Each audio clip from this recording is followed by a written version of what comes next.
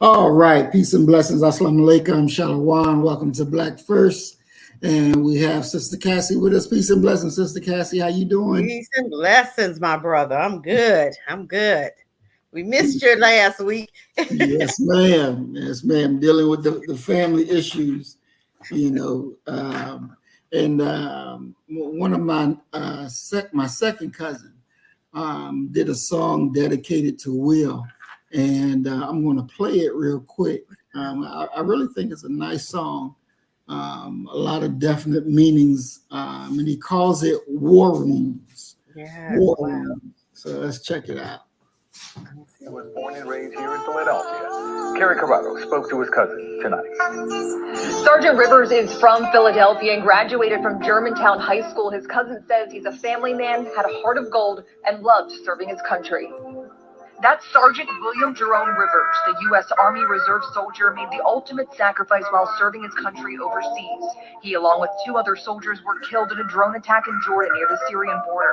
U.S. Army officials say the drone hit the logistical support base when soldiers were likely sleeping. At least if he was woke, he had a fighting chance to do something. You know, you sleeping, you can't do nothing, Fuck am I smiling for? Feel like a nigga on child support. 18 years later, the child ain't yours. Drowning in depression, but I jumped from a diving board. It's a wrinkle in time, but where the fuck is the iron board? We all enjoy freedom, but don't know who we dying for. The fucking nerve. The fucking nerve, nigga. Cousin Will was in the Army Reserve. So they flew him out the jury and he came back in a hearse. Damn. Was trying to break the family curse, but this tragedy just made the shit worse. And I'm thinking about his kids and all the shit they deserve. All they sent back was the casket and the flag that he was wrapped in. God bless America. Sick of niggas dying for crackers who never care for us. All my boys still in the hood and I'm furious. Fuck a Murphy's Law, no Uncle Eddie delirious. No joke, tears fall when I think of my folks. Just got off the phone with my mama and her heart broke. Crazy part that happened on my grandmother's birthday. Running from the news like Jackie Joyner curse say. Not wanna speak on this per se. Voice of the family, so I gotta air it out. Healing from this pain, the only thing I care about. When you tryna run your movie, gotta make it paramount. And Will did.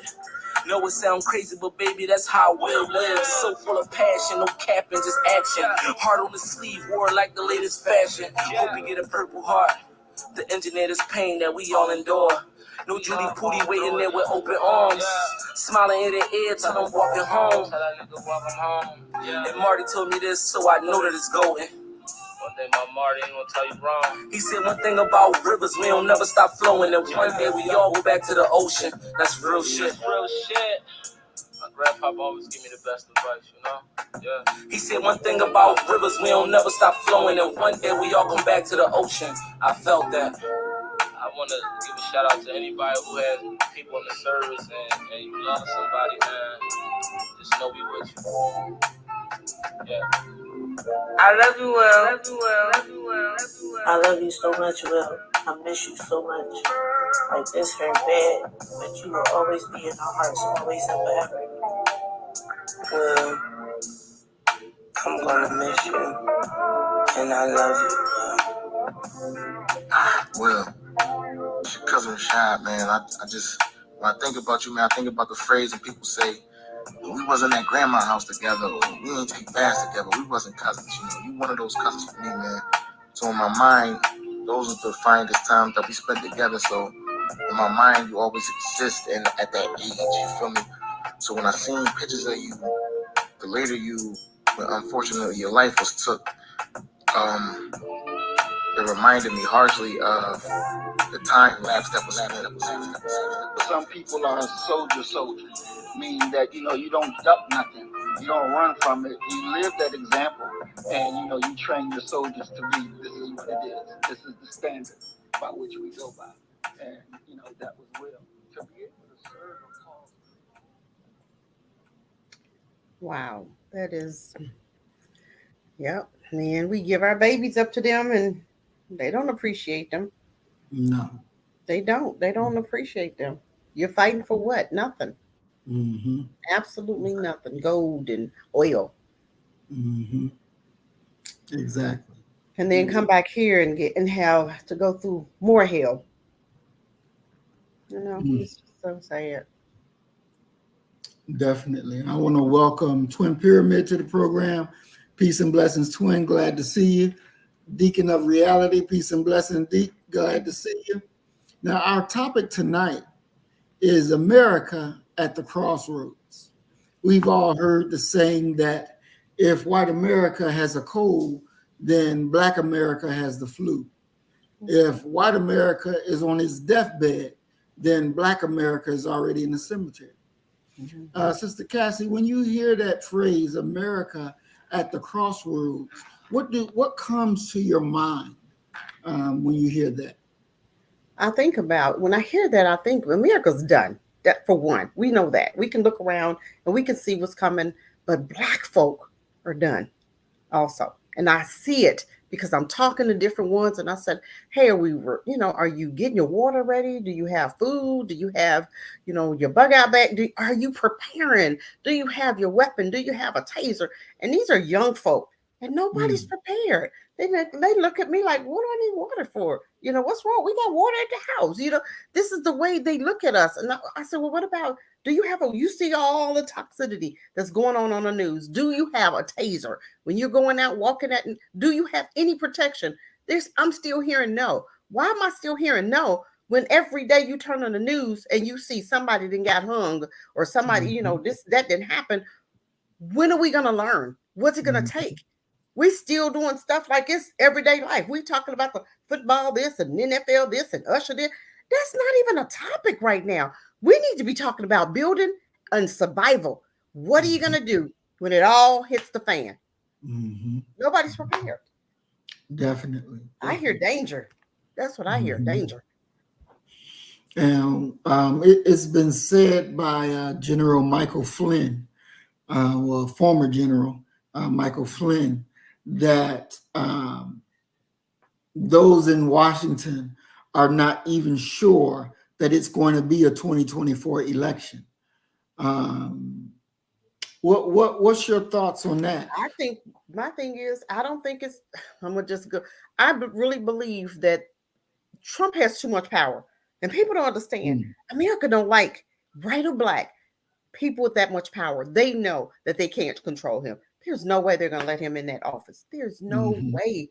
I believe, and this is personally, I believe they're going to sit Biden down. Okay, this is why America does stuff. When you see them concentrate on somebody and giving them a lot of negative energy, that's because they're getting ready to do something to that person. Okay, they've been showing him falling. They've been showing him, stationary on a bike, falling over and falling up the plane stairs. That's too much. Why? We have to understand that. I believe, and this is my personal belief, that they're going to step Kamala up there. They're going to sit him down because it's too much attention on him now. And they finally said, okay, his mental health is declining. They don't want him running again because they know that he cannot win an election. So guess what? They're going to put Cam up there. But I think we're done. I do believe that. I see too much stuff, too much unrest. Look at Texas. Texas and Texas and Biden going back and forth. You're fighting in house now. You think Russia and China's not watching that? That's when you go and do your attacking, is when you got in-house fighting. So we need and borders. You got sleeper cells here. You know that. You got a whole bunch of folk that then came across that border and don't nobody know who's here. So at any moment you can have a bomb here, bomb here, bomb here, bomb here, and what we gonna do? Because we didn't get it. We opened up the borders. I have been to so many countries and I have never, ever not had to stop at the immigration office. I never had to stop. I always had to stop at the office, show your passport. Where you coming from? What you doing? They're just coming through, walking in they just walking in. Nobody vet, no pictures, no who are you, where you going, who you visiting, what's your name? None of that. So Texas is saying, not here. We gonna live. But that might be the only city where you don't see a sleeper cell, but I believe they there too already. They've been here because the borders have been open for a long time. Definitely. I don't remember who said it, but one of the former presidents, and I want to welcome Brother Roy to the program. Peace and blessings, Brother Roy. Welcome to the program, big bro. I don't remember which American president said it, but they said that America will never fall from an outside attack. It will fall from within. And when you think about, as you talked about with these migrants that's coming, and nobody is checking who you are, where you from, what you're here for, you begin to think, because we know America dropped the bomb on Japan twice. We know they destabilized different countries. Yep. We know that they toppled different countries and killed up many, many people. At some point in their minds, in the regular common man's minds of those countries, you killed my mom, you killed my dad. We're going to get back at you. That's right. You let me in. And it seems as if the atmosphere is getting perfect for that get back. That's right. You got Chinese here. You got everybody. You didn't. But all of these countries, you didn't went to bat for. Afghanistan, you didn't killed up Afghanistan. Then you let a whole bunch of them on the plane, and then you left stuff there for them to fight you with. Right? We didn't take everything. We was hauling it out of Afghanistan. Okay, Ukraine. You got people here. Russia. We supposed to be fighting. We don't get along with Russia, but you got Russians here. More of them came through the border, right? Chinese people. Come on, what are we doing? America's not this stupid, you guys. Don't think that they did this. They didn't do this on purpose. They are using them for one. They're thinking this is what they think. Because you know what? You would think that they got better sense because they're trying to use them to vote for them. You vote for us, we're gonna keep the money coming, right? Because we've heard the Mexicans say no more money for you, right? Right, exactly. Them because they're saying you vote for us, we're gonna keep the money going. But it's always gonna backfire every time you try to hurt his jewels, and they always coming against us. And every single time, it blow up in their face. Every time, I've never seen a time when it hasn't. Same today, it's gonna blow up again. Definitely. And I want to welcome Mayat to the program. Peace and blessings, Mayat. Welcome. I want to welcome Pam is jamming to the program. Peace and blessings, Sister Pam. It's been a while since we saw you, but we're glad you're here with us today. Peace and blessings. Welcome. And I was watching this one video where they were showing how the migrants coming from Venezuela and all this, and you got the Chinese coming with them, through all these trails and stuff.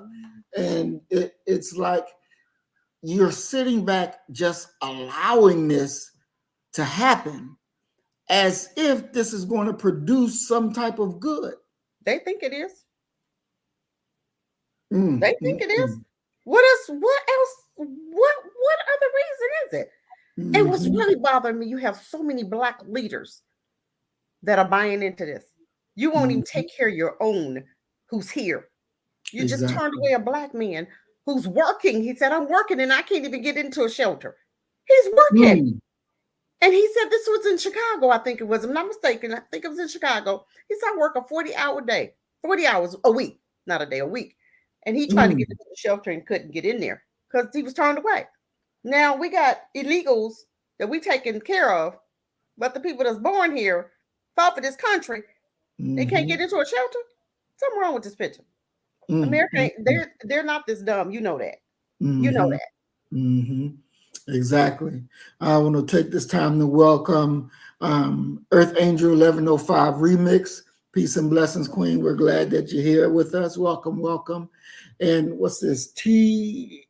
Anapu? I want to welcome you to the program. Peace and blessings.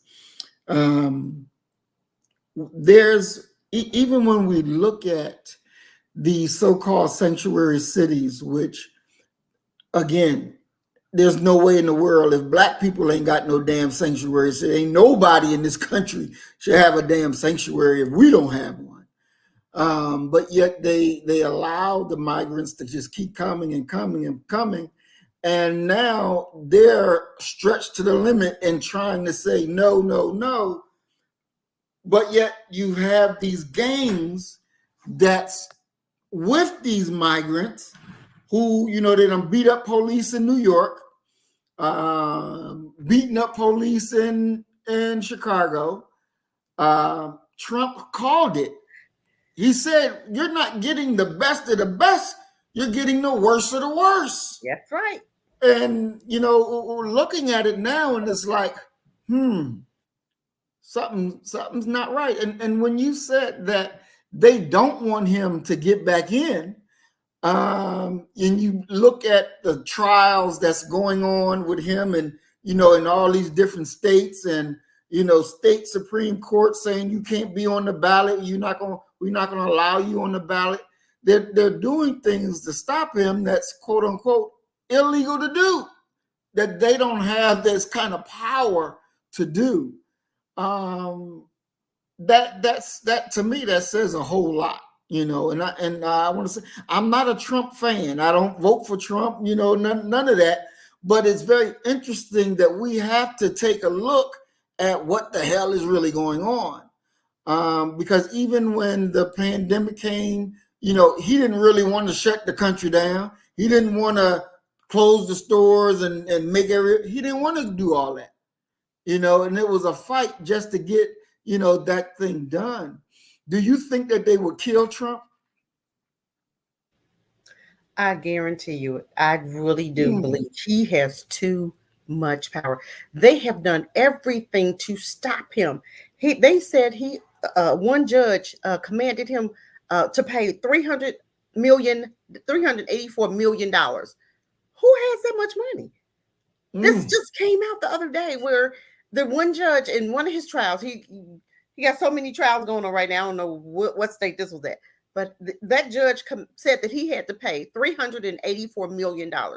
They are trying to break him for one. And if they can't break him, you know, we got the CIA. The CIA does a whole, it won't be the first president. It won't be the first. Now, we already know that, y'all. Don't act like y'all don't know. America has killed more leaders than we want to believe that's been in this country. Okay. But so the CIA is waiting, but I don't see Trump. I don't see him making it. I'm telling you, I don't see him making it. He's got too much power. He's an individual. They know they cannot control him. They want people in there that they can control, and it's going to go, you know, that's going to go for their plans, because they got some sinister plans for people.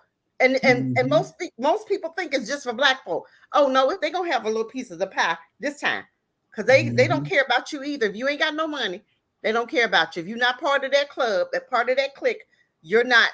They don't care about you. And when we see how many people jumped on 14 of those immigrants jumped on the police, they took them to jail and released them. If that had been 14 brothers, do you think they would have lived through that? I had those off to the immigrants. I'm like, go brothers. I'm just saying, because they keeping them off our behinds. I haven't heard many black folk dying through all of this. Have you? I'm just saying, God, it seems like God's covering us. Okay. Exactly. So keep on going, brother. I'm for you. I'm just saying, I'm not, you know, I'm just like, as long as you keeping us alive. Okay. But they still, I mean, they're holding them jobs. They giving them all to the immigrants. I've seen they're not hiring black men, and I've seen it. I've gone to McDonald's. I'm like, what black folk? It used to be with black folk, you know, in these restaurants, you know, like the Popeyes and you know, McDonald's. Right. I don't see black folk working anywhere. My girlfriend she works for a recruiting agency. She said they're not hiring black folk, except for like the low paying jobs for $12, $15 an hour. They'll give them the jobs. But now they're not going to give it to them. They're going to give it to the immigrants, because they're going to allow them to join the police department, the U.S. Army. Okay. They had already said it. And now they're going to let them vote in November. Oh, yeah. They got a plan. They think. They think. They think. You know, I want to welcome Mr. Adolfi to the program. Peace and blessings, big bro. We're glad that you're with us. I want to take a look at what Earth Angel Remix, 1105 Remix said, and get your thinking on that, Sister Cassie. She said that it's the corporations have built factories in Honduras and other countries, and contracts permit them to come here. Do you think that, you know, these big businesses that go out into these different countries and, you know, hire those workers, you think that has something to do with pulling them to America as well? I believe so. America, let me tell you, America has sold out the people. America has so many contracts because they don't want to give black folk them jobs, right? How you think China became the big dogs that they are? They took the jobs from America, from black folk here, and gave them to China. So they built up China. America builds up these different third world countries because they don't have to pay them much or nothing. They can go there. They can tell them what to do. They can run them, and they can stop black folk from getting jobs. And that's a lot of it. So while you sitting up here trying to hinder us, you're going to hinder yourself. You're putting yourself in danger, not us. And you're so dumb about doing it. You don't even see the dangers of your borders being wide open. You're not vetting anybody. You don't know where. Just like those police officers, they got beat up and then people left. Where'd they go? Couldn't even find them for a minute, right? And they still looking for some. They getting on these planes because they can get on there for free. They're riding these planes, no ID. So you don't even know where they're going. You know, it's just crazy. This is crazy. It's a mess. It's scary because I'm looking at all these people coming, and you don't know. You didn't do so much dirt to the people around the country. You're not afraid to open your borders like that. That don't make no sense. I said, look, y'all don't go to these parades and stay from the crowd. I'm telling you, stay from those crowds. Just like Kansas, they just had that big old shooting in Kansas. Okay, when they won the Super Bowl, stay from them crowds. Don't be hanging out with them people crazy. Come from among. Be separate and learn not. That's what he told us, right? Y'all better stop going them crowded places with them crackers. Let them go back and let them shoot up each other. You just gonna get hurt because you're in the midst of it. Let them destroy themselves. That's what's happening right now. We ought to be thanking them every time they have a shooting. I'll be thanking them. God, thank you. Can we do it some more? Can we do another? Okay, get rid of all of them because they ain't no good. Ain't none of them no good. None of them. So anytime they go and they have a school shooting, bye. I don't feel nothing. Look how many of our babies died. I don't feel nothing. Them little bastards, they killed. How many of our babies have they killed? And we supposed to feel bad when somebody else? No. I'm sorry. Y'all say what you want to. I don't care. I'm just like, look, I'm real. They don't have nothing when it comes to your babies. But then we're gonna feel bad when they get shot up in the school. No. Reap what you sow. That's what I say. Exactly. And I want to take this time to welcome Black Passage to the program. Peace and blessings, big bro. Glad to see you. We missed you. Tribe versus Race. Peace and blessings. Welcome to the program. Shy Gaines. Peace and blessings. Welcome to the program. And let's see. In the gun store, all of them had a case of bullets. Ain't that? How many black folks did you see in there? How many black folk? Did you see any black folk? I ain't seen no black folk in the gun store in a while. I'm just saying. They going in there and cartels. You have to understand them people. How you gonna walk all them days with no money? Somebody is funding this, people. Somebody is funding this. You gotta follow the money. And they bringing all these drugs here. Y'all, I'm telling you.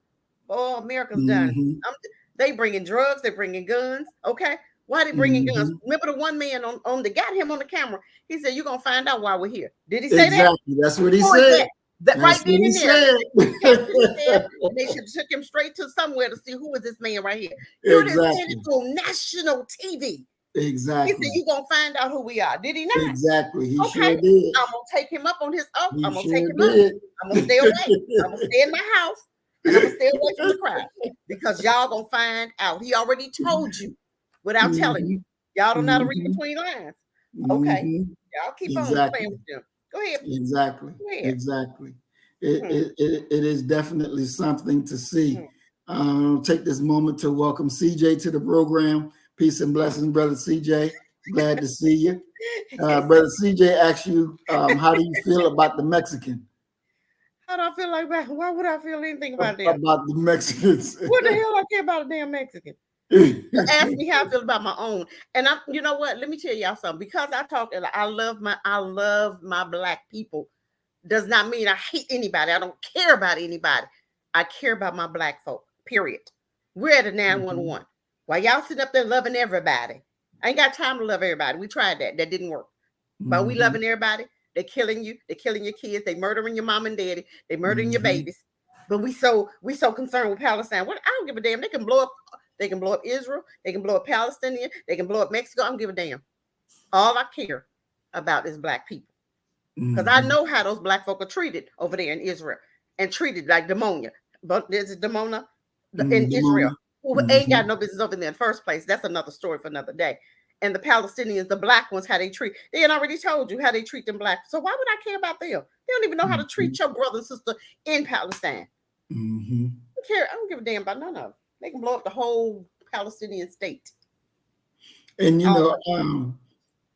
so Shay Gaines says that saw a chart and half of Trump's investment in New York real estate is 1.5 billion, and they're losing more.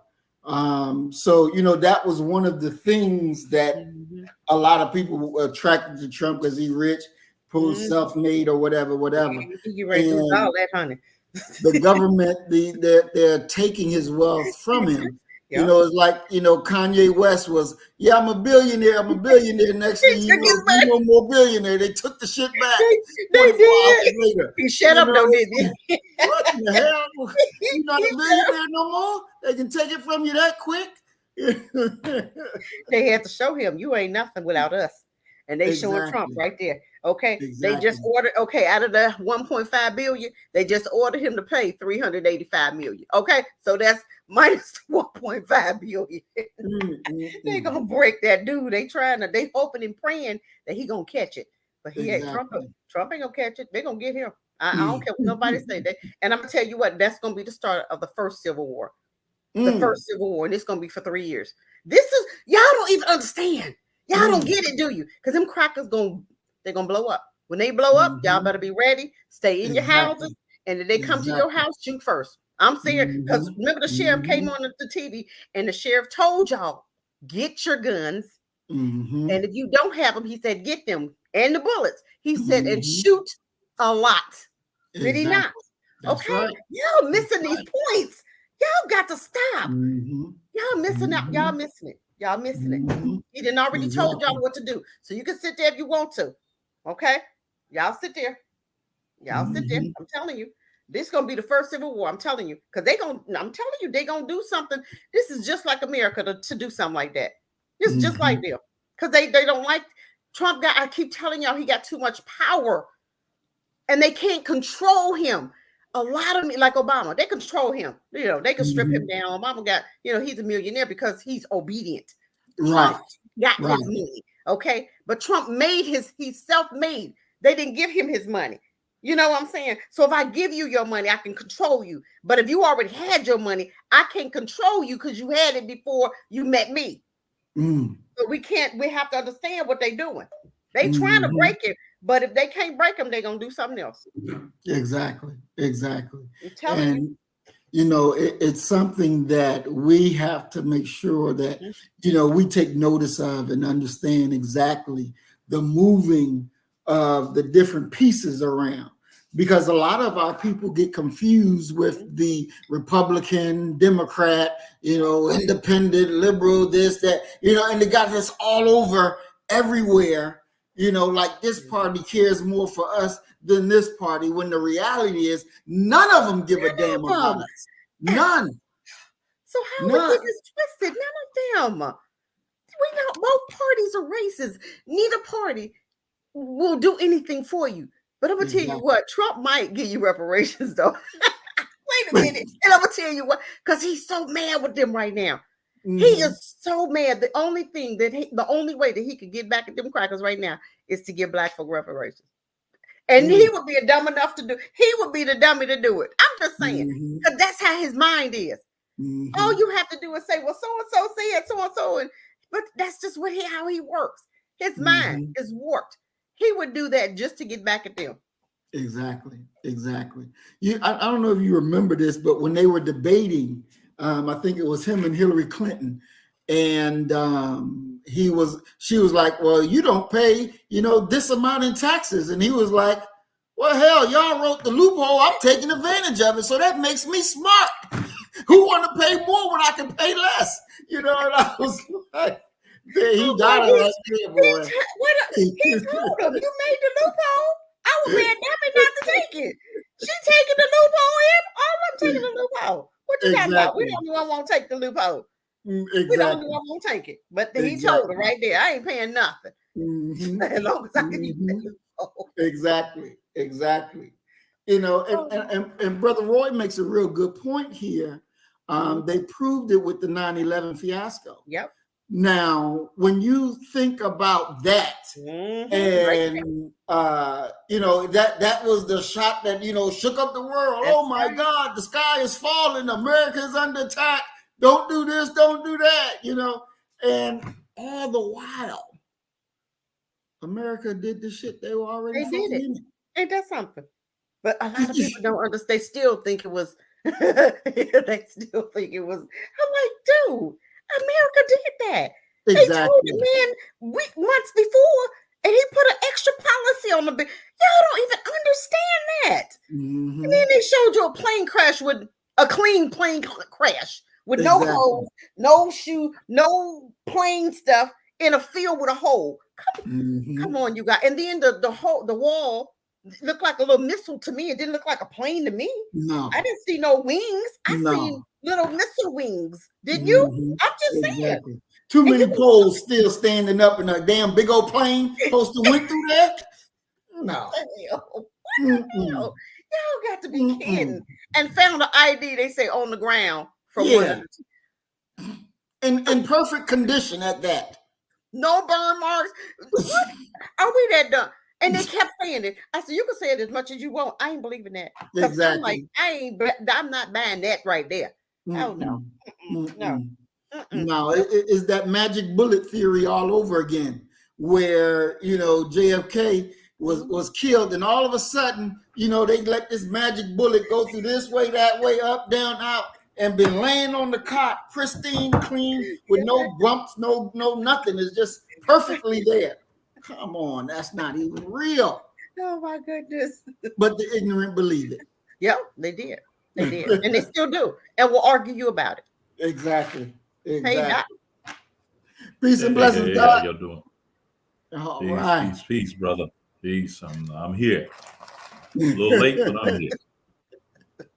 Good to see you, Doc. Good to see you. Good to see you. Good to see you. So, Doc, we're talking about America at the crossroads. When you hear that saying, what does that mean to you? What comes up in your mind? For me, I don't think that America's at a single crossroads. I think we have multiple crossroads simultaneously, and for those who have made America a country that is their birthright, they're getting ready to lose that privilege based upon the browning of this nation. But also, I think that the nation is probably as close to a domestic revolution as we've been since the Great Depression, because all Americans are struggling socioeconomically.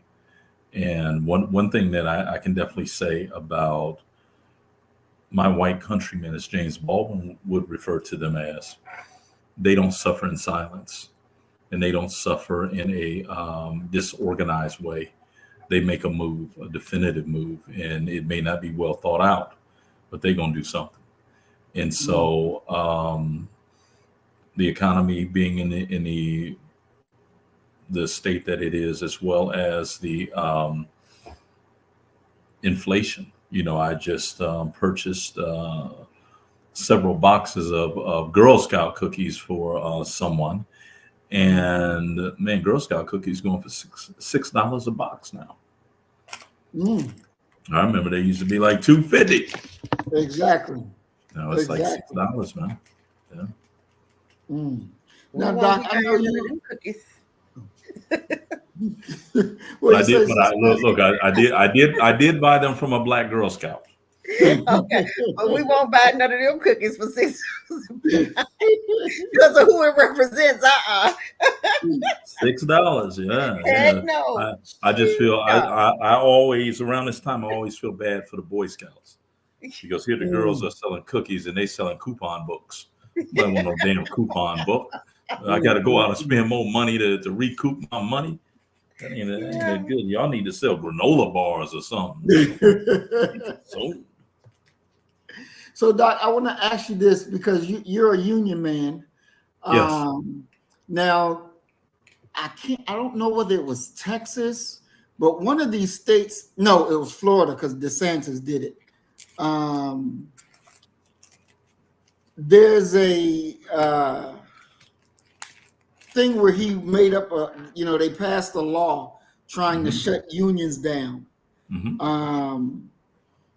When you think about them passing and unions have been closing, they've been getting them shut down if their membership is not at above 60%, something like that, then the unions have to close. Yeah, I mean, unions have been under serious attack in this nation since Reagan's administration.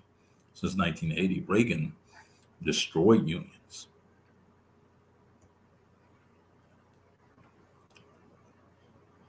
And from a labor perspective, how do you see what's going to happen if there's no more unions? How does that affect the American workers who rely on unions?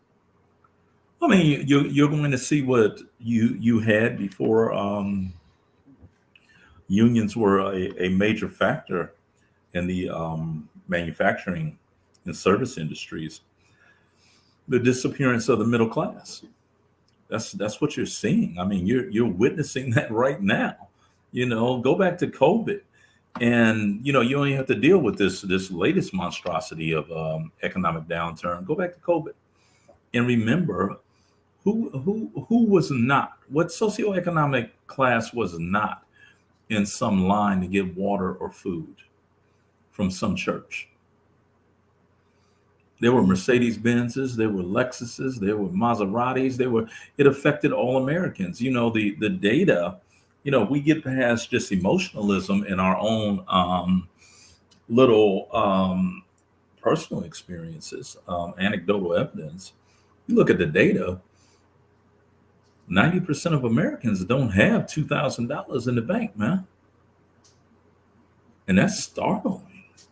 When you really consider $2,000, you're talking about, many Americans are saying that they couldn't survive a flat tire, that would throw their entire budget, out of whack.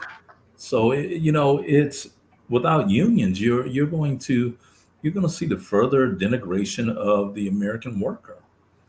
And that's just what it is. And let's be honest about the unions as well. This is a racist nation. And even the American Union is a racist organization. I'm pro-union, but I still recognize who they are and what they do. They've always been white or white ethnic first. They haven't treated Black folk fairly. And you can look at just the formation of the AFL and then the CIO. Black people are not in those unions, and there's collusion that has always happened within shops, within the building trades, to keep Black folk out, and that's just what it is. You be honest about it. And when you really in every way take an unbiased look at what the American worker has done, you can go back to the post-Reconstruction era and look at the populist movement. Look at the White Farmers Alliance and the Colored Farmers Alliance. The White Farmers Alliance turned on the Colored Farmers Alliance because they wanted to outrace them to prove that they were harder on niggas than the Democratic Party was, and they in many ways cut their nose to spite their face. When you're looking at unionization, you're looking at the exact same thing. So for Black folk, I was raised in a family where my father, he was a United States steel worker. So I've seen the racism within the unions. I've seen many of his brethren, his white brethren. My father made six figures with a high school diploma. I've never made as much money as my father made. My father made, his best year was like 193 grand. with a high school diploma. And of course, that's some shit that he reminded me of. Yeah. On that, he calls my computer that machine. Keep banging on that machine there, and then he gonna go take a nap, But it's even with, and that exposure also allowed me to see what happens when white folk who are unskilled, who are still addicted to their whiteness, get a couple dollars. They believe that they were fucking Republicans. And so when AK Steel, they had taken over the plant, they had bought the plant, and AK Steel goes ahead and shuts it down. Nobody's going to work. My father and his union brothers didn't work for 2.5 years. They were locked completely out. And these Republican union members, okay, when their money got funny, because you got to think 2.5 years with no dough coming in, outside of maybe $40, $50 a month that was donated from some ancillary union. And then their chosen president, Bush, and I'm talking about George H. Bush, he flew in and they were like, oh, we getting ready to go back to work. Bush coming in. Man, he went and had dinner with the head of AK Steel and left. And they were still locked out after that. And then they started, these Republicans ain't shit. Oh, you thought that your socioeconomic status, your ignorant ass shouldn't have been making 6 figures. You ain't got no skill to do that. That was union work. Okay, that's a union pay scale. My summer job, was one of them, because my dad believed that I had to work like a Hebrew slave. One of my summer jobs was working for the steel mill. Bruh. They made us join the union because they were in many ways showing us what unions did. I was a general laborer on what is called the hot strip. I made $37.50 an hour. Okay, really think about that. At 18 years old, I'm making $37.50 an hour. And I get paid according to the tonnage that we produced on the hot strip. I ain't had nothing to do with the producing but because I worked on a hot strip, I got paid too. That was like another $1,200 a week. Wow. Yeah. I made 60 grand in a summer. I became a plumber's helper. I don't know shit about plumbing. But they told me to grab that toolbox over there and walk over there with the plumber. You a plumber's helper now. And a plumber's helper was making like $87.50 an hour. Wow. And then they rolled up on me and like, yo, Jones, you want to work overtime as a plumber's helper? Hook it up. And so with that type of economic windfall, and it was so significant that there was a rule that after 12 weeks, you had to go. Because many of us said, I could do this forever. And they were like, no, we want y'all to go and get degrees and things like that. Go back to school. This was just a summer job. But that's the lower middle class, the working class people there. And America should, if it had any sense whatsoever, it would be number one, pro-union. And it would recognize that it's a wicked dance. It's almost like, Dancing with the Stars. I have a former colleague who had told me that he went to the dance hall. And for me, that translated to he was like doing the salsa and the samba and shit like that. Until later, I found out that in Texas, you go to the dance hall to listen to music, but the music hall to dance, which makes no sense whatsoever to me. But it's a dance that ownership and labor unions and workers and executives have to do. It's a delicate dance. It's a balancing act. But unfortunately, Huey P. Newton said it this way. He said, quit referring to these countries as if they're American countries. They're not.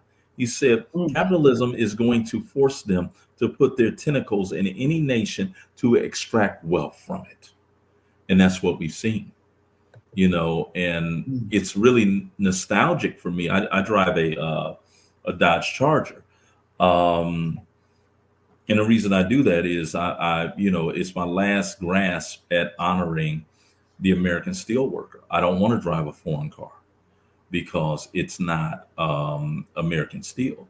But the truth of the matter is that hell, my car is probably, the components of it are worldwide. It ain't just an American or Canadian car. The American business has no loyalty whatsoever to the worker. And when workers understand that, they will be better positioned to come out and to actually say, well, we need to either all be together, like the Knights of Labor advised us to do, or so that if one of us walks out, all of us walk out, and there'll be nobody left to cross that line. Wow.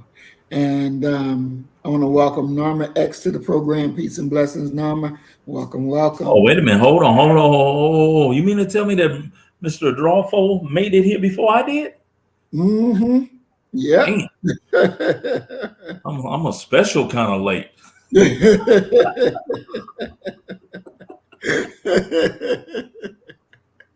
And he says that his dad has a high school diploma. He makes 6 figures to drive the shuttle bus for a steel company in Arkansas now. Blows my mind. A shuttle bus. I mean, really think about that. And here we out here with headaches and shit, can't sleep at night, trying to make it to 50 grand. You know, that what you just said, Doc, about these businesses have no loyalty to their workers. That's the same thing as America has no loyalty to its citizens. Yeah. So those two things walk hand in hand. And I want to go back to Black Passage. Yeah, before you go forward, I mean, you have to go back to the railroad strike of 1875, 1876. It's the first time that the American courts had a decision to really make between workers and owners. And the agreement was that they would allow Rutherford B. Hayes to become president because no one knew who won between him and Samuel J. Tilden. And Hayes in the courts makes that decision that what they're going to do is use the troops to break the railroad strike. That set the die that the American government, presidents and what have you, from that moment forward would always side with corporations and ownership versus workers. Wow. What they say, an agreement made in hell. Yeah, a Faustian deal. So Black Passage says, when they enact martial law, they need people on the police and military that do not have ties to Americans, easier to follow termination orders. And we were talking about all of these migrants that are in America and keep coming in. In some cities, they're allowed to join the police department. They're getting into the military. When you think about martial law, and Doc, as you just stated that, there's going to be a civil war, a first civil war. Sister Cassie spoke the same thing about a civil war. Yeah, I mean, you have to, if just what I said when I was talking about Rutherford B. Hayes becoming president, those troops that he's going to use to break the back of the railroad workers strike is they were in the South since the Civil War enacting martial law. So they're just going to be pawns. They're going to be taken from the South and they're going to be sicked on the railroad workers. So yeah, definitely you guys on it. Definitely. Mr. Dorfy said, I'm late, but I done had y'all not even show for me too. Hey, look here, brother. Sometimes our afflictions have afflictions.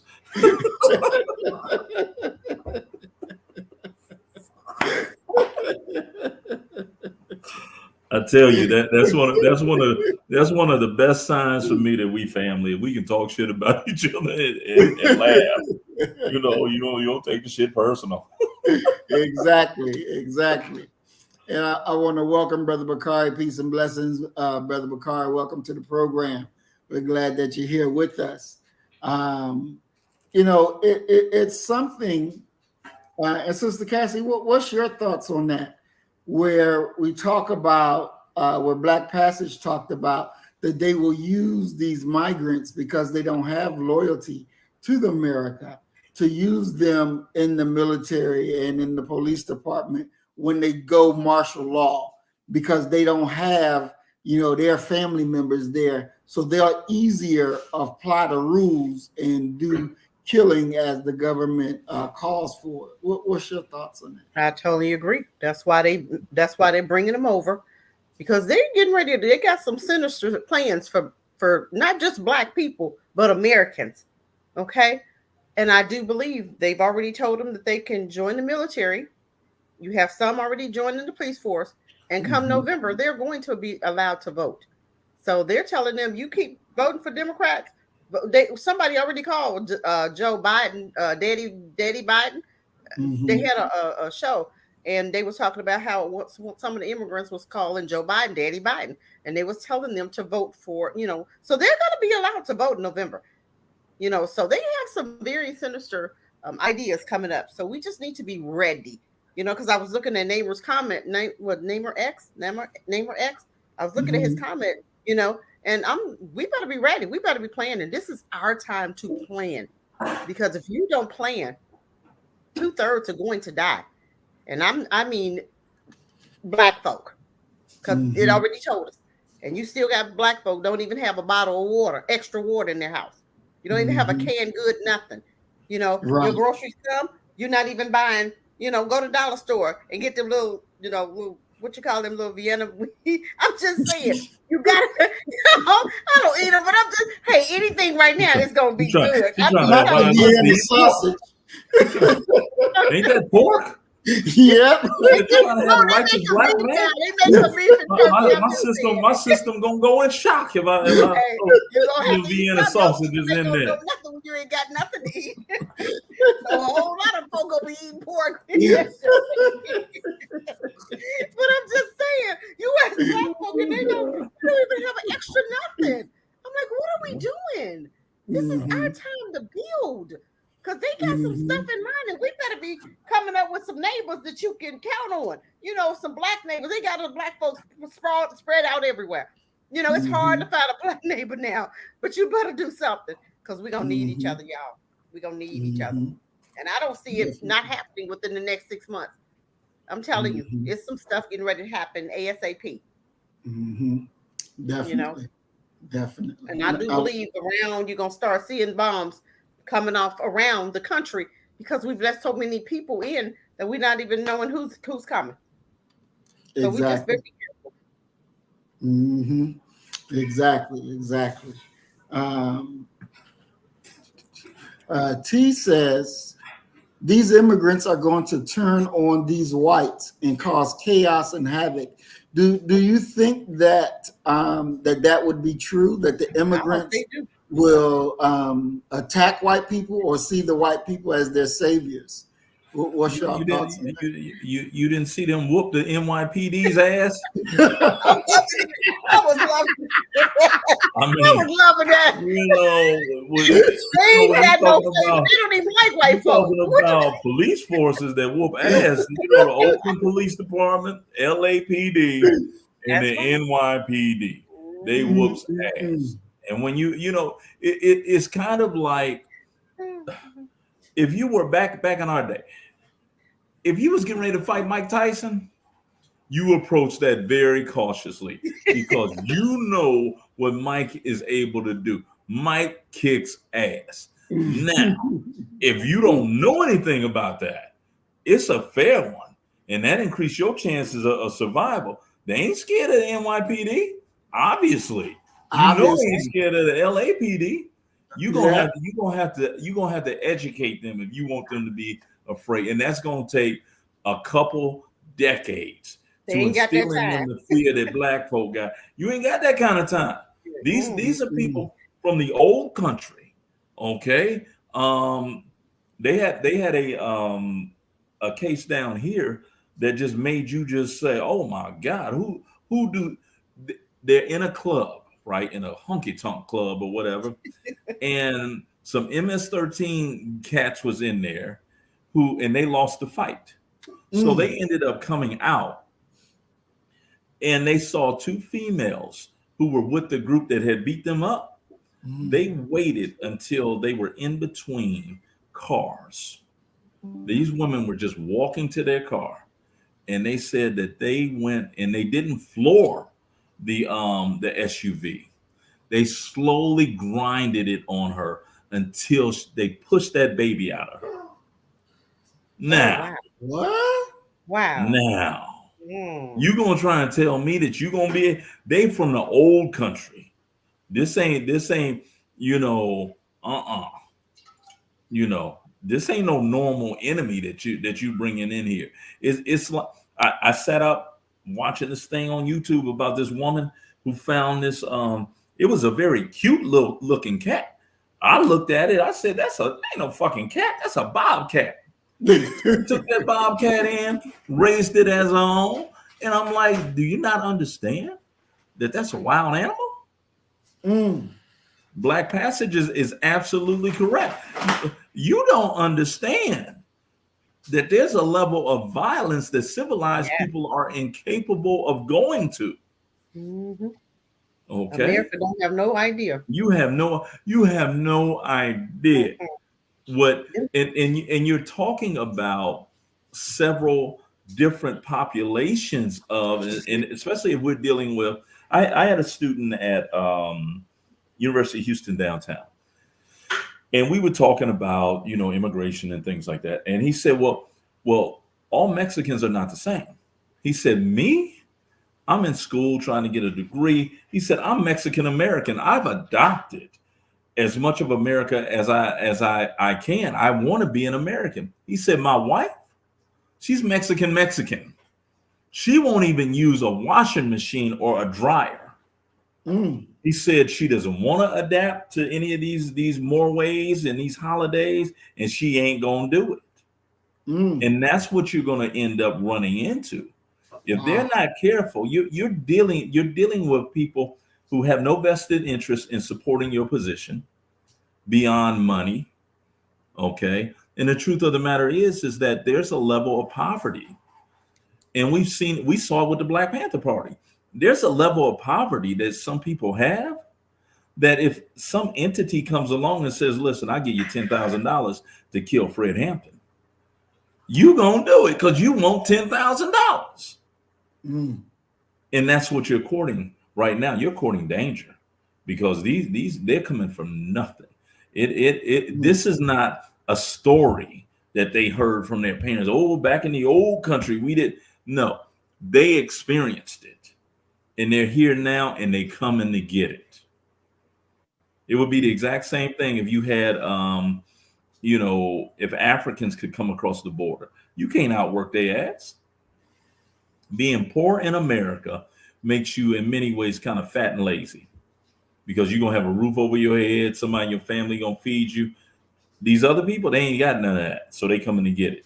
And once again, you just go back and look at that ass whooping. They kicked the NYPD's ass, and they ain't Jewish.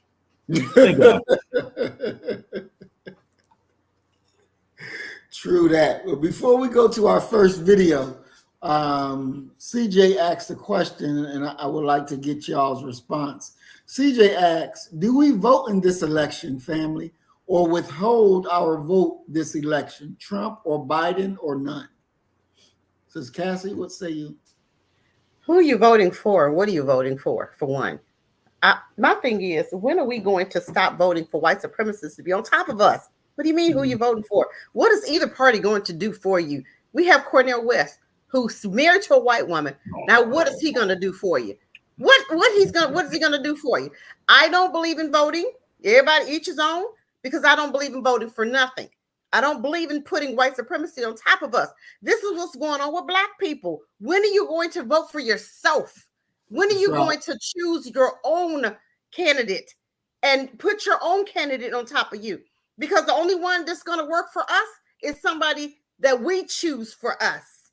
Let's vote in Maurice Muhammad. How about that? Write him in. There you go. I'm just saying. I'd rather vote for him than vote for Trump or Biden, who's not going to do anything for me. So what are we voting for? What have any of them done for just for Black people? I know they've done just for Asians. They've done just for Palestinians, Ukraine, Jewish people. I mean, but what have they done? If you're really honest with yourself, what has the Democratic Party, who Black people have really, we have given our hearts, we've given our children to, what have they done just for Black people? And some people say, well, what have the Republican Party? Black folk are not dedicated to the Republican Party. Black folk are dedicated to the Democrats. So tell me what?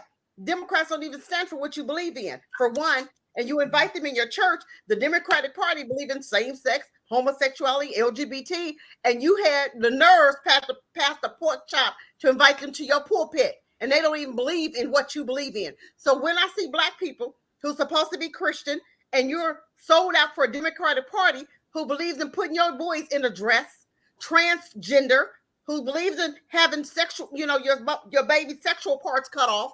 Now, this is what the party stands for. But you want me to believe and you want me to vote for them? I don't think so. Sorry. I'm going to vote for Cassie. So I write my name in the ballot if you want somebody to do something for you. And I rest. All right. Thanks, Sis Cassie. Doc, what say you? What's the question? Give me a direct question now. CJ is asking, should we vote in this election? Should we vote for Trump or Biden? Yeah, I believe that you should probably vote against Trump. And one of the reasons why I at the national level, and I'll let you guys on a little secret, that there's been a group of us since like 1992, 96, who have written in Damon Thomas, my best friend. He's been our writing candidate. We're trying to get him over the hump. If we can get to 15, we would be very encouraged. But we haven't been able to get there. But I vote against Trump. And I don't necessarily look at it as necessarily a vote for Biden or the entire Democratic Party ticket, or even their ideology, which is a mishmash of different things. So I'm going to vote against Trump and probably vote for Damon Thomas yet again. And, I just don't like the way that Trump in many ways emboldens these racists, these bigots and these supremacists, so that would be my thing. I'm not voting for Trump or Biden. I'm voting for Damon Thomas. And that's what we all definitely should do. For me, I can't vote for no cracker to be over me. I just can't do it. Write your name in, write whoever name in. It makes a stance, and you're separating yourself, and you're awoke to the time and what must be done. We're not needing them to rule over us. We need to rule ourselves. Now, with that said, we're going to go to our first video of the program, and we're going to come back and discuss it and get your takes on it.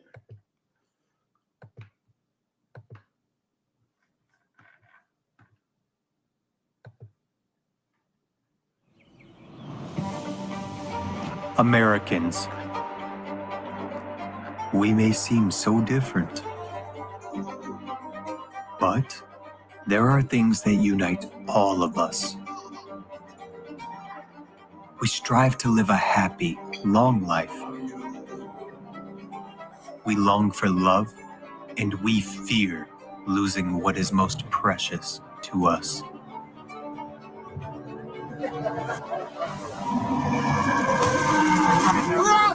Hurry the fuck. We have to go. We have to go. Oh no, guys. No, we have to leave. We have to leave. It's like, are we gonna make it out? You know, is this the last time I'm gonna see my kids and their faces, and just that feeling like you're in complete adrenaline. We had to flee our houses. We lost fucking everything. Time where I thought I was gonna die and I was gonna leave a lot of things undone. I know there's people here who died today. I got multiple people injured and hurt in cars. Is anybody in help? They have already lost everything they lived for.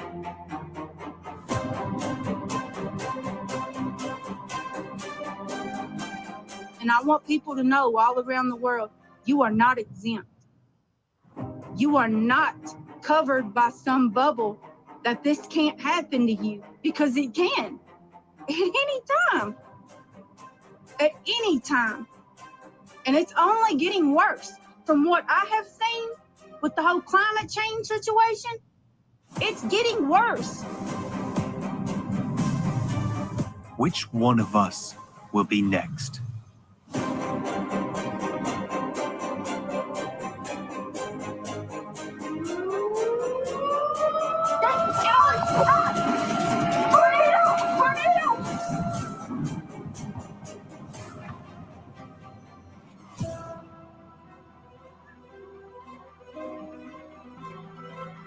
I'm looking for my wife and I need her.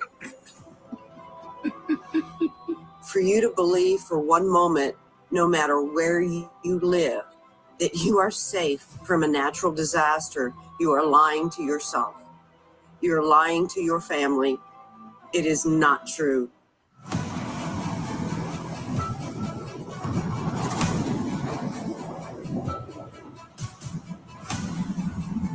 Much more is at stake than one can imagine.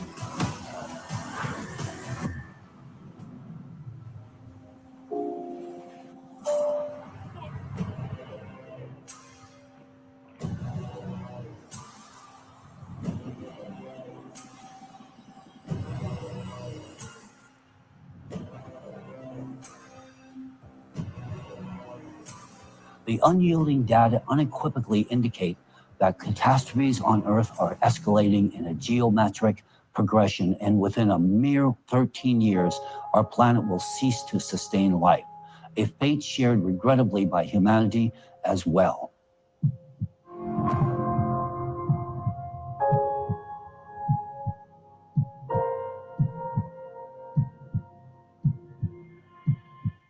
Are you ready to lose everything?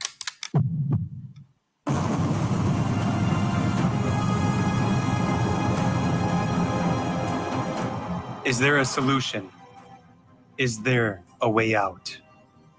Learn more at the Global Crisis, America at the Crossroads 2024 conference.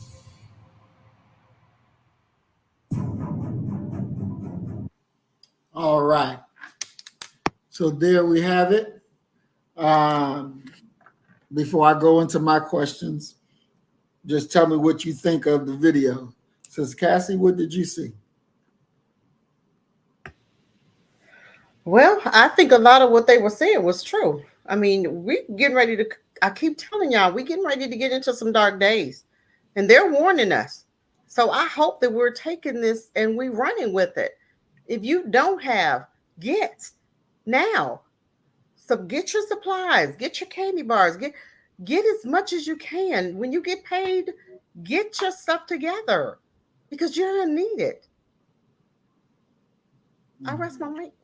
So, Sister Cassie, I just want you to clarify. Do you believe that it's climate change that's doing this? They calling it climate change because them crackers don't want to understand and know that this judgment. Oh, they're getting ready to get their asses handed to them because of the simple fact of how they treated Black people, period. You cannot treat people any kind of way and think that you're not going to sow that. It's called sowing and reaping, and this is what's happening right now. It has nothing to do with climate change. Nothing. Absolutely nothing. So they can call it whatever they want to. They would never say, oh, we're getting ready to get, because they would never admit that. But we all know what it is. You know what it is. Mm-hmm. Excellent. Thank you, Sister Cassie. Doc, what say you? What'd you get from watching the video? You know, it's a very fatalistic portrayal of our present reality. And it really doesn't matter if what we're looking at is climate change due to what American factories and corporations have done to the environment, or if it's God's judgment. It really doesn't matter, because the harsh fact is, quite simply, this is where we are, regardless of how we got here. And it is time for us to in every way prepare to the best of our ability. But the most somber aspect of it all is that if the Most High has decided that you've gone too far, this is it, and He's going to shut some of the lights off here, there's nothing we can do regardless. So you prepare the best that you can according to your human abilities. But at the same time, I think we're all in consensus that there's something else going on here, something supernatural that can't be turned off by anything that man is capable of doing. And You know what? We can't even. I'm sorry, I didn't mean to interrupt you. We can't even pray for America right now. It's done. It's a done deal. There's nothing you can say to God for Him not to do what He gonna do. It's already in the works. If you look around, just look around you. It's in the works right now, and they know it. They see it. You think they don't see it? Oh, they see it. They see it. But there's nothing they can do about it. But they're gonna try. These people are gonna try to scrimp and scrape and try to fight to the death, and they're gonna lose. It's already written. Read Revelations. It's written. We are in that book right now. For the ones that say they're Christians, we're in that book right now, and that's what you're looking at right now. I rest my mic. Excellent. Thank you, Sister Cassie. So since we're all in agreement that, this is the work of the God, and our chat room is also in agreement that this is His will, the question is, how many of us do you think will get caught up like them? I mean, when you see them trying to drive through the fire, no matter if it was in Hawaii or whether it was in California, them pictures look scary, the videos are scary, but it's a reality. What does that say for Black us? Since they made it through the fire, are we going to get burned up in the fire? What do y'all see, and what changes must Black people make in order to be able to escape God's judgment? Sister Cassie? I'm gonna tell you what. Some of these coons right here, they're done. And I'm sorry, if you married to a white woman, you're done. Because you so busy, you got your focus, you hating on your own, you're done. You don't even want to be Black. You're gonna die. 2/3. That's what the word said. If we really gonna be Christians and really 2/3 are going to die. Plain and simple. Some that are not doing the work now, even hearing this, and we're telling you to prepare, and you're still not gonna prepare, you're gonna die. And when I do believe that we're going to be forced to leave this country. Listen to what I'm saying. We're going to be forced, because my thing is, you cannot punish the people that you're trying to punish with us in the midst. You gotta separate some things before you actually get that whooping. You got to separate. You got to move some folk out the way. Now, if He tell you to get up and go and you don't, you're gonna die. I'm just saying. A lot of people look at this and they go, "Oh my God, what's she talking about?" You can be funny, honey. I don't look. We already know it's written. And if you tell me you read that Bible, then you're going to understand it, and you're going to feel it even now. You can feel it in the air that it's done. And there's nothing nobody going to be able to do, because I do believe that America is going to be invaded by Russia and China. I do believe that. I do believe that it's coming. We got too much stuff going on for us to be sitting comfortable. And if you comfortable looking at them immigrants, looking at what's going on in Texas, hearing what Iraq told you, because Iraq told you it's coming to your land, did they not? And how many times we've been bombed Iraq already? It's coming to your land. And we don't believe that? I feel sorry for you. You better be ready, because that fight is coming onto this land. We've never had that before. But because of the simple fact we've been chosen to get that whooping now, it's coming to America. It's already been said. It's already been prophesied.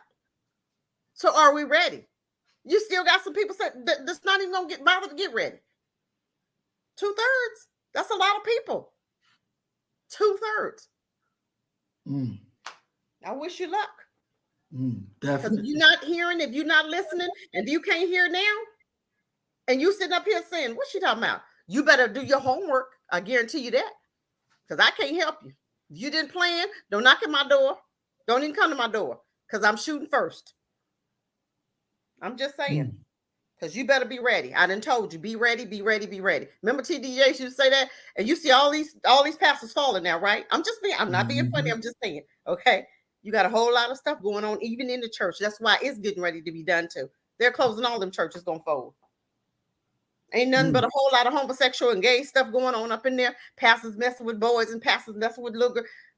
That's crazy. That was always satanic in the first place. And black folk just have not opened up their eyes to understand what Christianity is really about and who gave it to you.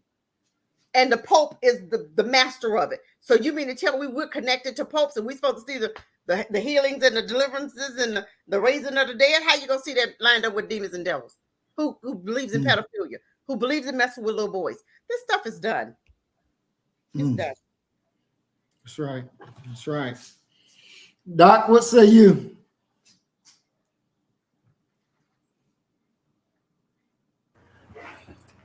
You know, the thing is that when you're talking about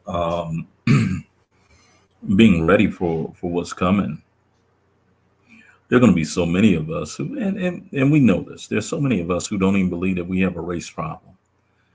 And those, I mean, if you were born with DNA that inherited any historical knowledge, which I believe that we all do, and you turn that off, and your personal experience doesn't convince you that America has a race problem, that we are in many ways America's problem, there's nothing that we can do for you. There are those of us who are going to not be right with God, don't want to be right with God, especially if it calls for us to contradict the images that come to our minds when we kneel down to pray and close our eyes. For far too many of us, there's a white, blonde-haired, blue-eyed Jesus that comes to. So many of us are going to get caught up. And the only way to actually avoid being caught up is to be righteous with God. And we need to decide what that means. What does it mean to be righteous with God? Because that's where you're not only your human life, but your eternal soul is hinging upon. You know, where do you go after you leave here? Because you're going to leave here. And so the only escape, the only hope that you have is to get right with God, because God is in charge of all of this. And so find out a way to get in that number. Because when they call that roll and they don't call your name, you're in trouble. I want to look at something I think, Black Passage said. He says, just look at history, the history of the fall of empires. We are in the beginning stages. Yeah. And then somebody else said something about Rome. I can't find it right now, but somebody mentioned Rome. And, we just had Super Bowl. And this is something that's new. Which is very similar and emblematic of the Colosseum. Mm-hmm. And they were, and I believe this is the first time, but they were this football season were actively talking about bets on the games. And I don't recall that from any time other before, that they're saying, yeah, well, they got a 30% chance of winning. They got this. And it's like, well, where did this come from? Now that you're presenting all of this betting on the game, and as Black Pastors talked about, this is the beginning stages. and Rome and how Rome felt, and they were putting these games out to I guess take the people's attention away from the fall that's actually going on in our faces. What kind of ways, and I know, Doc, you said that we have to get right with God, but what kind of ways or what way can we use to wake up our people? Because if as Mr. Dolphy say, that the pastors have always been human, we just have more access to exposing them. There's also a lot less people protecting them like there used to be. But it is I'm not going to say all of the pastors, right? But there's a significant number of them who are invested in the American way. They are invested in not letting you really see what the real deal is, to keep you locked away and in some fantasy land. So what are the ways that our people, what needs to be done to awaken them to the time and what must be done? Because obviously, as Sister Cassie said it this week, and you said it on Friday, Doc, a lot of our people are not getting the message. It's uncomfortable to get that message. That message is one that should be earth-shattering, that should make you question everything that you thought that you knew. At this point of time, and I'm not talking about children, but if you are an adult, you don't know because you don't want to know. It's too painful for you to accept the reality. There is no waking them up. If these conditions that woke you up don't wake them up, hell, they got an IV of some type of sleep medication, and that's usually coming in the form of popular culture or love for their oppressor. That everybody can't be bad, that this really ain't the reality of things. You're not looking at it correctly. They're going to perish, man. There's no saving them. And we run a great risk by trying to just sit up and rationalize with them and say, no, can't you see? Can't you see? Well, all that time that we're saying, can't you see? That's taken away from our preparation for what we need to do. Okay, their reticence and their hesitation to learn or to know anything or to realize anything, regardless of how harsh it is, don't let that be a key cog in you not having your stuff lined up to be able to go. They're going to perish. You can't save them all. If you were able to save them all, you would in many ways obliterate prophecy, theology. There's never been a moment where everybody was saved. When you look at the children of Israel, many of them had to die off before they could make it up into the promised land. Who are you? You're not God. You can't save them. You can't wake them up. We've shown them our clean glass. We've shown them, the world burning around them, and they still refuse to wake up. So let them go. Let them go and get their just reward because they earned it. Yeah, and Mr. Adolfi, he's right.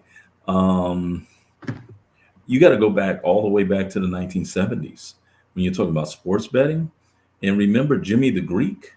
He was like the first guy he was on the NFC, whichever station that was, CBS.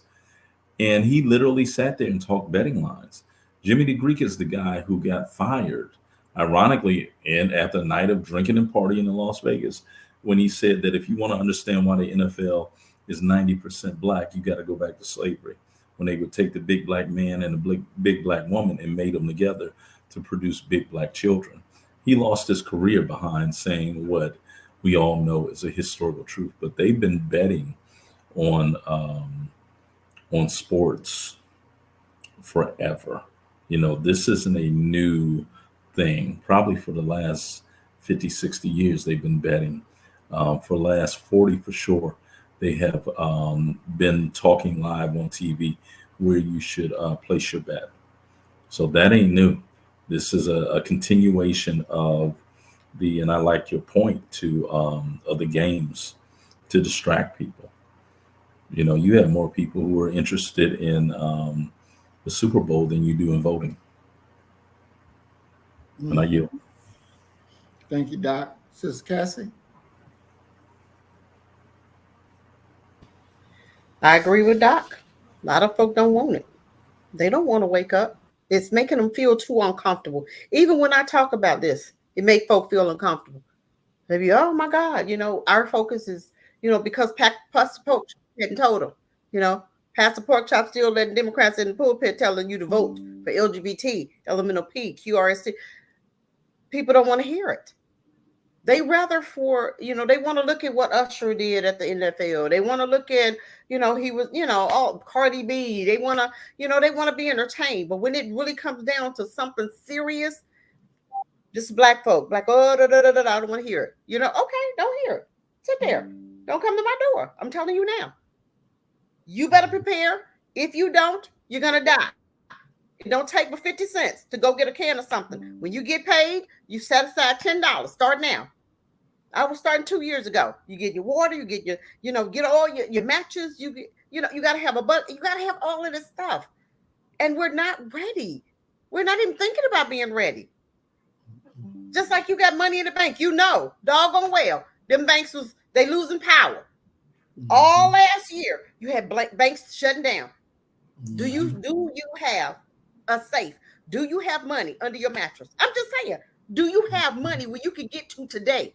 If this shit hit the fan right now, do you have at least $200 that you can get your hands on to be able to barter with?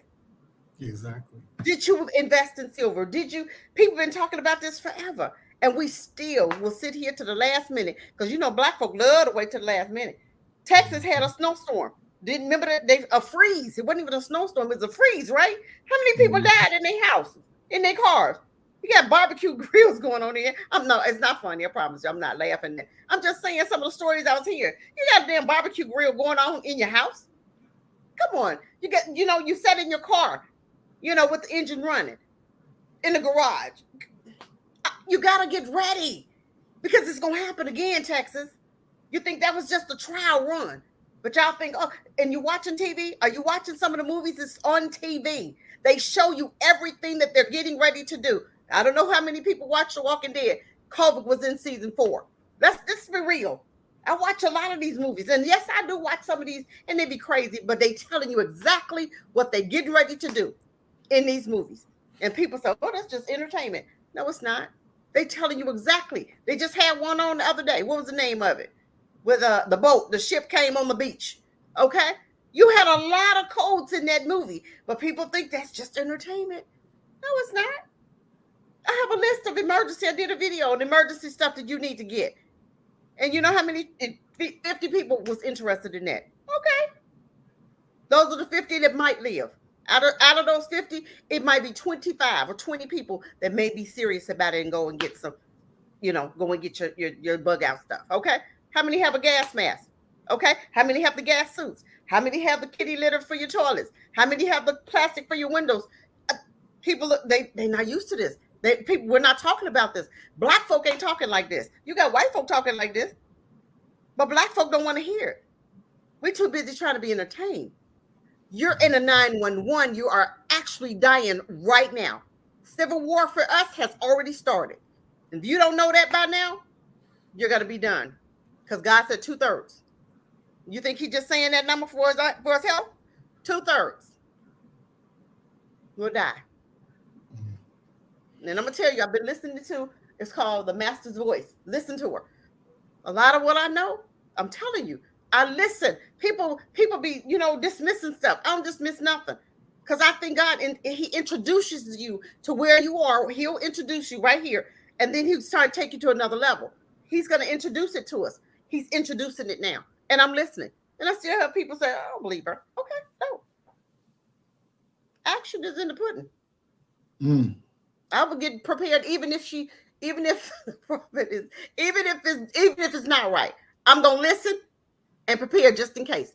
I'm not gonna be one of them that, man, I should have bought me a boat, or I should have bought this, or I should have had my plastic, or I should have bought some water. They ain't gone. And I'm gonna run today to get the water, and all the water gone. Come on now. You seen the stores? Have y'all been to the stores? Some of these shelves are empty. Are they not, Maurice? Some of these shelves are empty. That's right. It's not as packed as it used to be. What is that about, family? Mm-hmm. Are we seriously gonna ignore this? And it's right in your face. Go ahead and ignore it if you want to. You're gonna wish you hadn't. It's our responsibility to prepare, to be prepared. You don't hear stuff like this and not prepare. Get your solar generator. Get your solar battery. Get your plastic for your windows and have one room in your house that's warm enough for you to stay in that one room. What room is that? Is it the bathroom?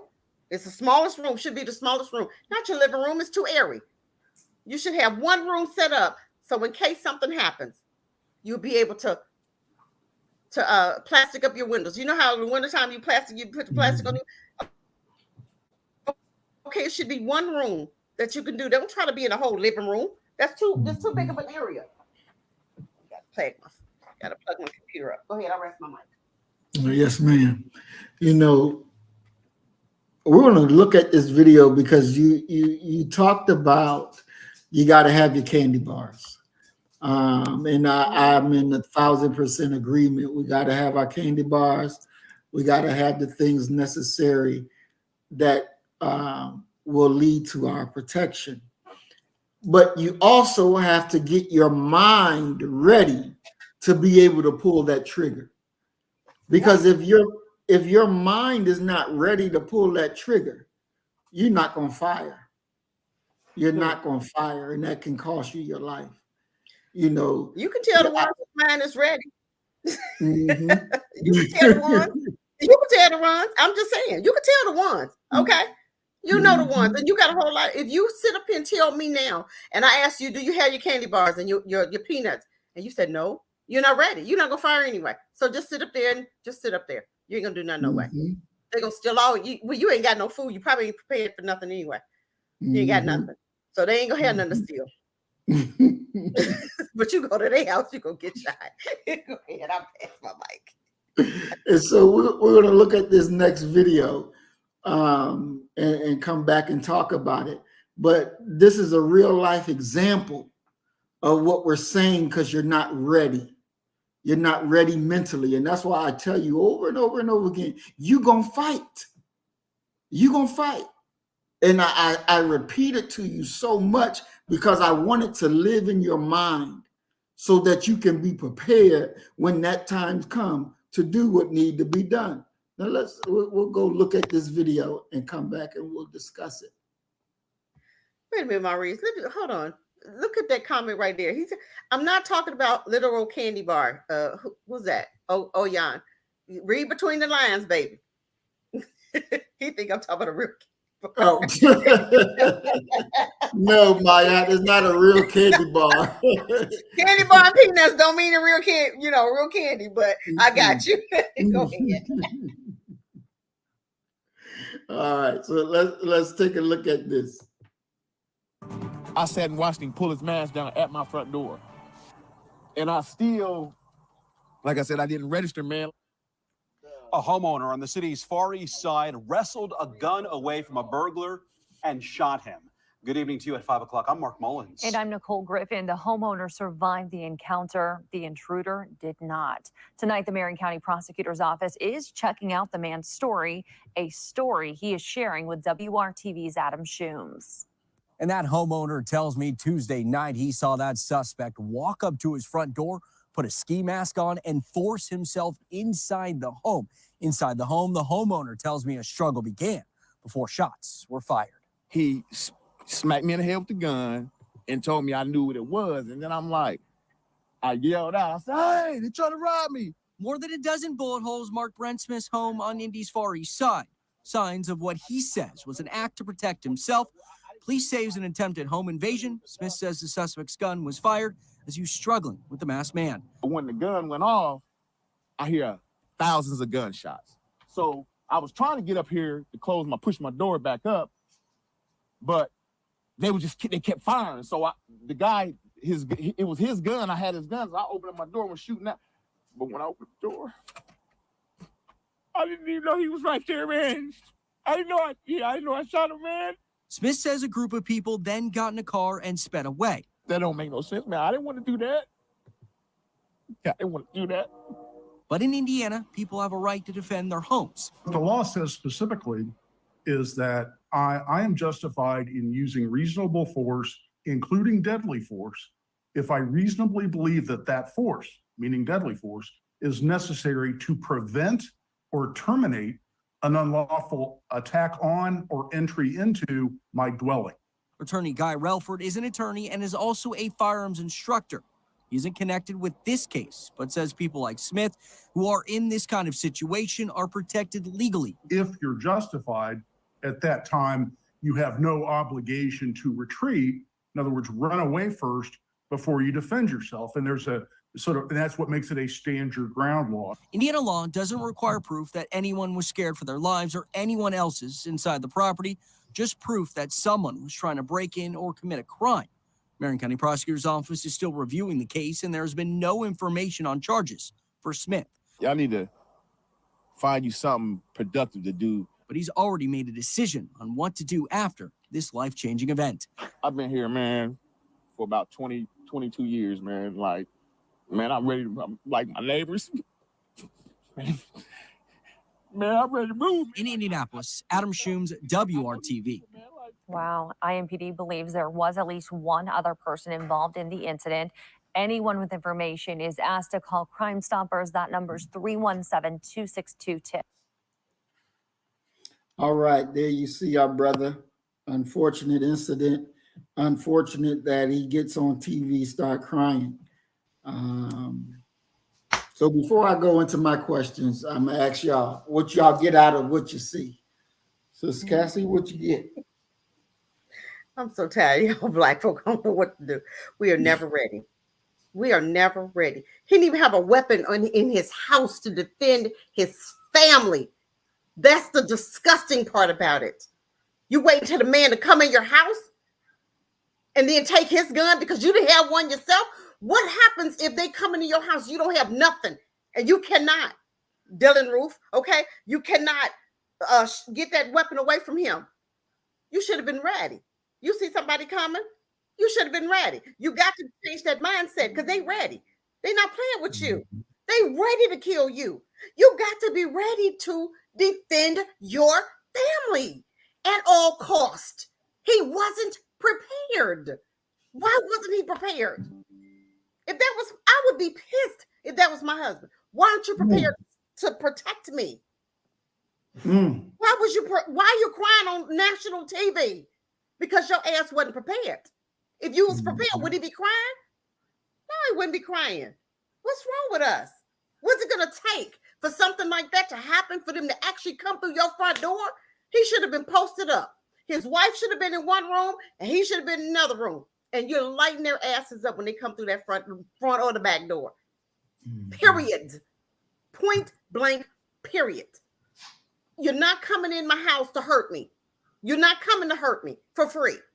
You come, you better knock and make sure I told you it's okay to come in. Don't come in here. Oh, it's a surprise. I told my kids, don't come in here and tell me, oh, it's a surprise. Ain't no surprise. Don't do that. Don't do that. It's too toxic around here. Don't come from around the corner and tell me, oh, it's a surprise. No, let's not play like that. Right. Because it's toxic. I'm watching. I'm watching on purpose. I go to Walmart. I'm watching. I go to the gym. I'm watching. I got my hand in my pocket. I'm watching because I know the toxicity that we live in damn Erica. I know the dangers. So when you tell me you out walking and you hear that they snatching women, they snatching children, and when I hear that you're not prepared, shame on you. You just saw it. And how many gonna go out and get their candy bars? Not the real candy bars now, I'm just saying. How many gonna go out tonight? How many already planned to put one in layaway? Do what you gotta do. They be on sale all the time. $150, $200. Go to sheriff department, get your background check, and get busy. Mm-hmm. You got a rifle or shotgun, you don't even need a license. I'm just saying. Stop acting stupid. I pass my mic. Thank you, Sis Cassie. Doc, what say you? You know, you got a brother there who is apparently in denial of the reality that Black folk live with on a daily basis. As a individual who 3 times in my life I've had guns pulled on me, and only one of those 3 times was it a white man, a police officer. The other 2 times it was brothers, and every brother ain't a brother, and one has to be very, very, very careful about who they bring around and what interactions you have with them.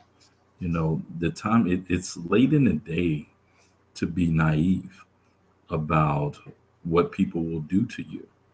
There's some people out here that they have no race consciousness.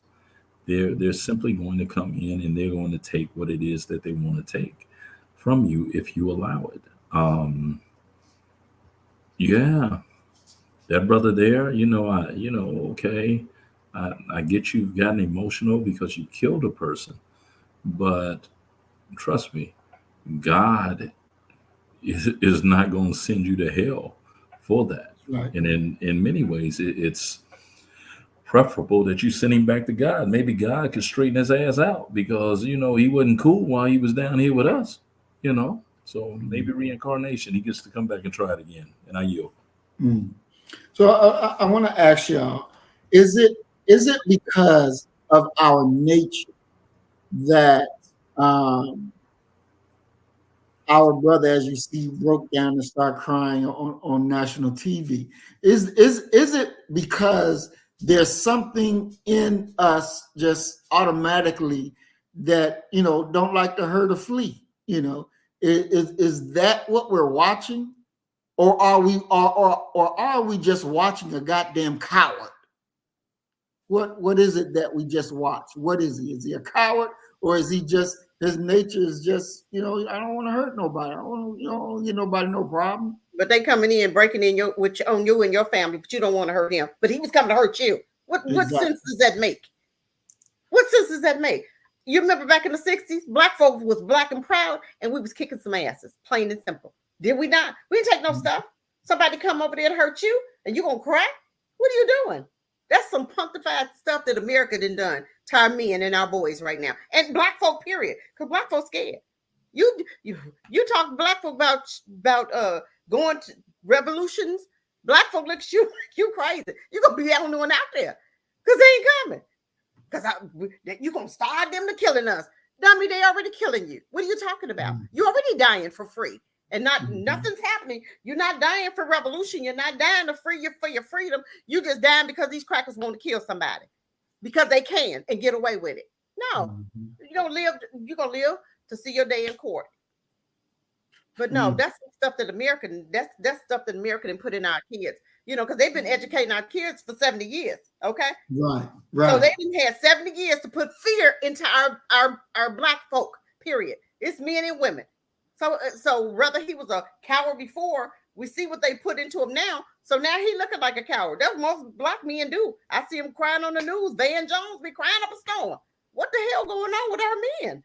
That's some stuff America done done. Black men that used to be like that, and most Black men I know are not like that. Most Black men I know, you come after their family, they gonna do what they got to do. I rest my mind. Doc, what you say?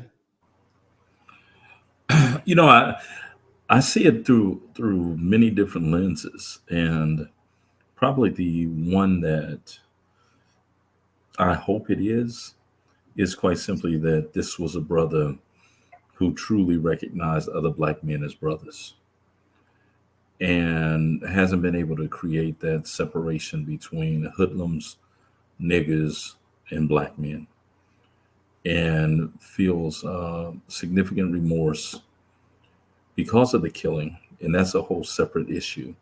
But also significant remorse flowing from the idea that of what society did to this brother to convince him to come in and prey on what the killer is interpreting as his own, as your own. So I see it a bunch of different ways. Yeah, a bunch of different ways. Mm. So Black Passage brings up a really good point, and I want us to explore this point that he's brought up. And it says that, you know, I don't know if it was cowardice, but I think he was thinking jail instead of actually defending himself. That is conditioning indoctrination. What is your thoughts on that? Is it could it be, you know, jail? But he wasn't thinking about death. I'm just saying. You're not thinking about dying? Mm. I mean, that could be it, but still, I think it did have a little bit of indoctrination in there. But like I said, education. You know, they've educated you to be very fearful. Black folk didn't used to be scared of white folk. I remember time they walk up, white folk was scared of black folk. Now, white folk come up and spit in your face. What is that? Because I didn't see it. White woman come up there spitting the black woman's face, but she got pumped out. But still, she had the nerves to even try it. They used to do back in the day when we was coming up. They didn't have the nerves to try to spit in nobody's face. They didn't even open their mouth when you walked past them. And you looked at them, they looked down, and they kept moving. When we was in high school, they wasn't there saying, you know, doing all this talking and up in your face like they are now. So that is a little bit of indoctrination, and it taught you to be fearful of them. They've done a real good job on black folk. Our kids can't even fight because they say you fight, you're gonna get suspended. Okay, so now what we teach our children: don't fight. Tell the teacher. You tell the teacher don't do nothing. So then you being harassed and bullied because your mom told you don't fight, the principal told you don't fight, the teacher told you don't fight, but the teacher won't protect you because you in their schools. The principal won't protect you, so you're being bullied. Beat the hell out of them. I tell my kids, I say, tell the teacher don't do nothing. You whoop that. Okay, I'm just saying. I'll come up there, but you're not gonna sit up there and be bullied. You handle your business. Well, I'll come up there later. But no, you know, you're not gonna sit up there and tell my child not to hit back when she done told you and you not doing anything. No, you go handle your business. I'm coming up there. Mm-hmm. I rest my mic. Doc, what say you? Okay, what was the question again? Black Passage has said. Oh, the indoctrination. Right. You know, I believe that there are for some of us a something that's worse than death, and it is jail and punishment and the consequences that flow from it. And in the brother's defense, if that is what he was thinking about, it's logical, because once again, we've been indoctrinated that if you do this, you're going to get in significant trouble. But then there are others. It's how you look at the world. There are those of us who look at it from a standpoint of, I'd rather be judged by 12 than carried by 6. It's all in what you've been socialized to believe in. And one of the things that we can say for sure is that every one of us plays like we practice. So what's been poured into you, what's been hammered into you, what's been imprinted upon your mind and your soul is going to be the direction that you take. For that brother, it was to stay out of trouble by any means necessary, and not even a home invasion appears to override what is mortal danger. And I yield, brother. Mm. And you know, I want to say this too, that that part where you're thinking about, you know, I don't want to go to jail, let me call the police and let them handle it. That indoctrination is so dangerous because it will allow you to let yourself be abused so you can go tell somebody else and pray that they're going to do something about it. It's taking the higher moral ground, you know, that Michelle Obama thing, when they go low, we go high. I'm a person who believes in Tariq Nasheed's position, which is quite simply, I really ain't better than this. You want to talk about somebody acting a fool, or as Samuel Jackson put it in an interview, I'm a nigga. I'm not somebody that you want to mess with, because I will do everything in my power to seriously and significantly hurt you. Mm-hmm. Exactly. And this is something that we got to wake up from and understand that, first of all, the police ain't here to protect you, and they're not even around. So you better deal with it right here and right now. It's always, it's like I say, every day that I leave my home, I don't expect to return, because if something happens out there on the street, trust and believe I'm going to handle my business. So, and if that means that I don't make it back home, then fuck it, I don't make it back home. But you going to understand today who the hell you've been dealing with, because we ain't going out like that. I'm not going to allow you to subjugate me to your bullshit. It's just not going to happen. I will whoop your ass, period, point blank. I will whoop your ass. And that mindset of understanding that we are at war 24/7. We're at war.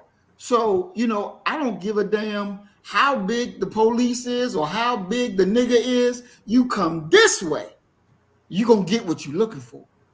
You're going to get what you're looking for, period, point blank. And it's not debatable. My mindset is already made. We're not going to debate. We're not going to talk about it. Ain't nothing to talk about. We're going to handle business now, period, point blank. And I even teach my children that.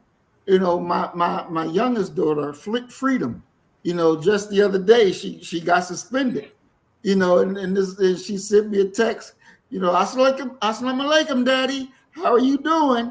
And I'm looking at the time, and I'm like, oh, shit. Something must have happened, because she's supposed to be in school. So, I'm like, well, walaikum salam, baby girl. Everything is good. What's going on with you? Well, Dad, I got into a fight today. I said, well, what happened? And she's like, well, the girls that they kept talking, and they said that they were going to do X, Y, and Z. So, it was on. It's time to let's just handle business and just stop talking. And so, she went and told me about it, and, she got a 3-day vacation sent home. And I'm like, okay, I'm reading it all, getting it in, and then I asked her, did you whoop her ass? Did you let them understand that there's a price when you come this way? She said, oh, yes, sir, Daddy. I handle business. Damn right, you better handle business, goddammit. Muhammad don't make punks. You better handle that business. We don't play with that, and it's you gotta have your children prepared for battle. You gotta have them prepared. And I wish that our brother was prepared for battle instead of coming on TV and crying. It's to take a life is not a lightweight thing, but that life that you took was coming to take your life. So you gave him exactly what he was looking for. And ain't nothing wrong with that. Ain't nothing wrong with that. And that's something that we got to make sure that we instill in our minds, because that's real. That's real. Give them what they're looking for. And I want to welcome Brother Gregory to the program, Gregory Calloway. Peace and blessings, bro. Welcome to the program. We're glad that you're here with us. So when we're dealing with our children, Sister Cassie, you talked about it too, about, hey, y'all better fight. You don't be, come, the teacher rule is, you got to come tell this teacher and don't fight back. Nah, fuck that. I don't agree with that.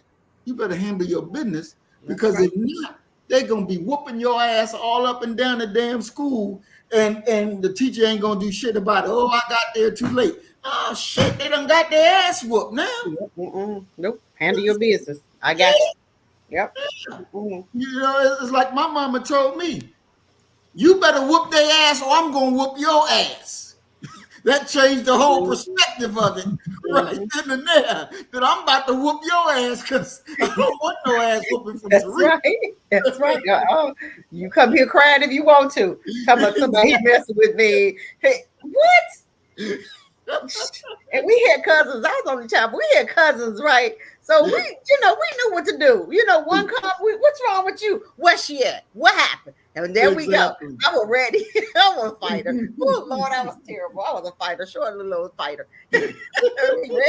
ready. We would be boy. We'd be double teaming, boy. We was gone. Woo, boy. There they come. It was three of us. Here they come. Exactly. Boy.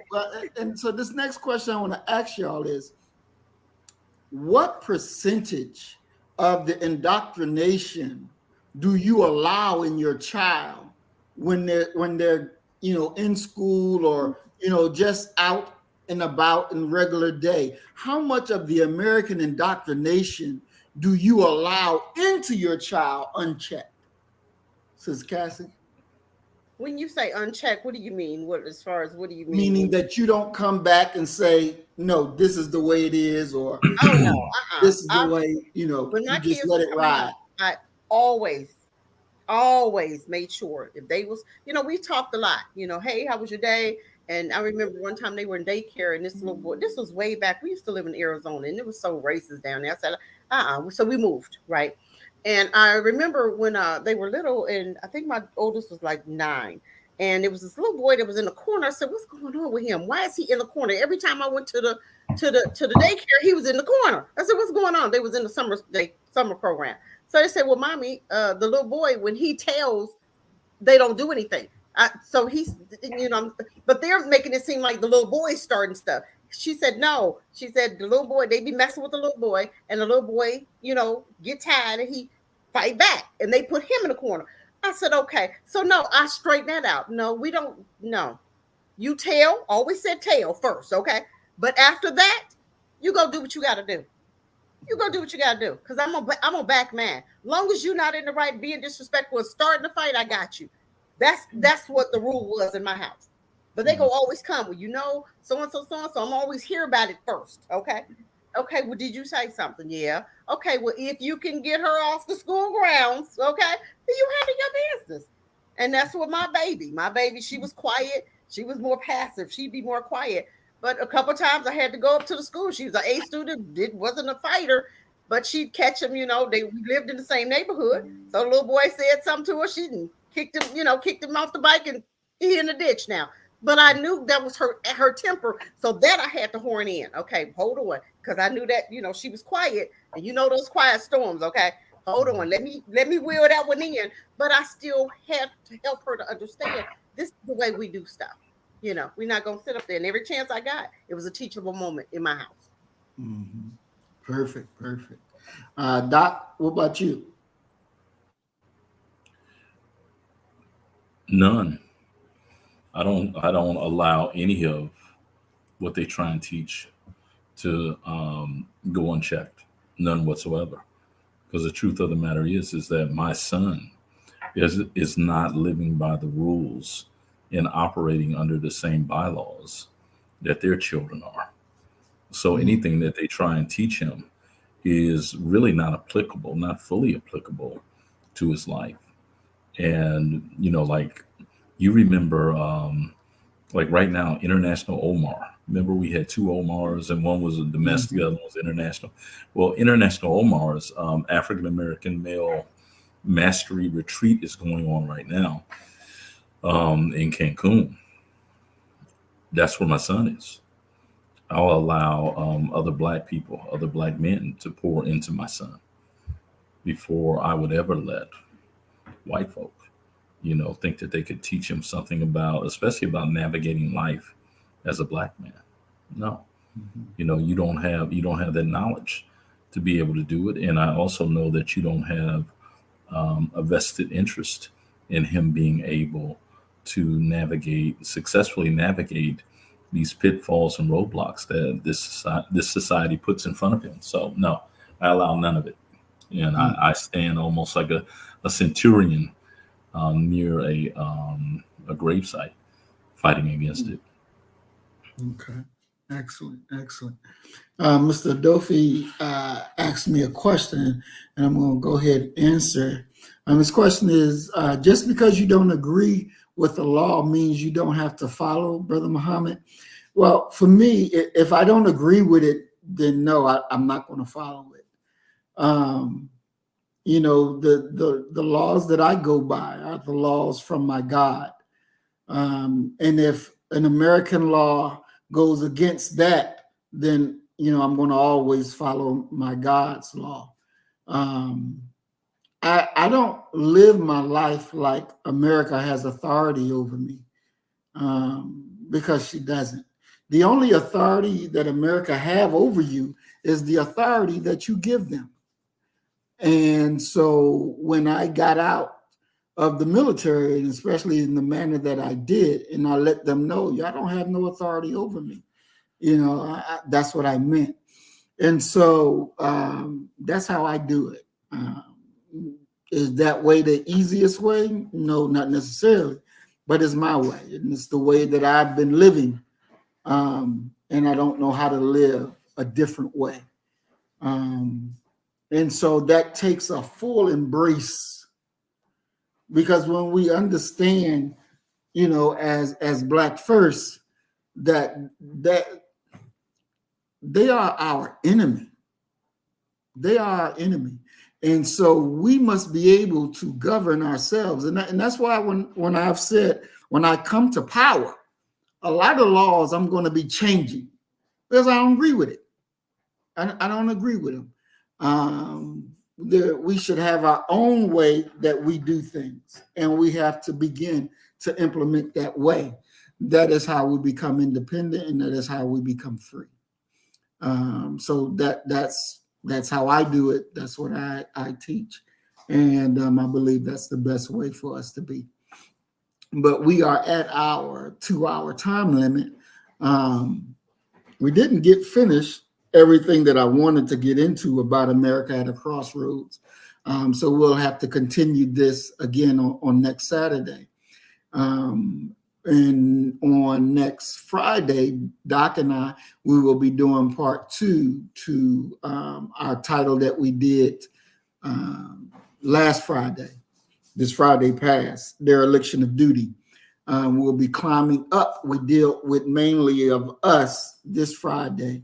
Next Friday, we're going to deal a little bit more with the different systems, because to me, when our women go to the hospital to have a baby and the goddamn doctors decapitate the baby's head and try to push on you some bullshit, and we walk out quietly, that's a problem. See, there's a dereliction of duty that we don't perform our duty to ourselves, to our children, and when you don't perform your duty, then you become derelict in duty.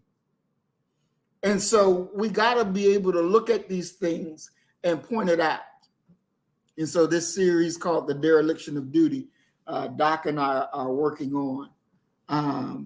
And we're going to get more intense. As I said, the next Friday coming up, we're getting in a different layer, a more heavy layer, so that we can see what is our duty when it comes to us. And then you go into the hospital to have a baby, and one doctor was visibly drunk, and they still let the damn cracker deliver the baby and wind up hurting the baby. And all you could do was take out your phone and record a drunk doctor? The fuck is wrong with you? That's dereliction of duty.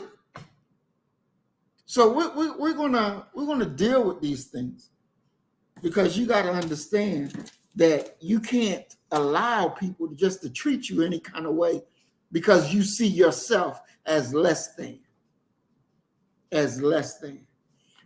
Sister Cassie, your closing comments? Well, you know what? I'm reading neighbor's comment. I'm reading his comment. This is why he appears to the Kennistons or the Kemet. Okay, ancestors We are about balancing the scales. If someone does you wrong, you balance those scales on that spot. Enough saying right there. I totally agree. I'm checking everything. I'm watching and I'm checking. I don't care if you black or white. If I know you black and I know you're a coon, I'm really checking you. But it's time for us to get serious. It's time for us to love on each other. We got to protect each other. I mean, who didn't know the doctor would, even if the nurse is standing there, and if the nurse was black, why didn't she say something? You know what I'm saying?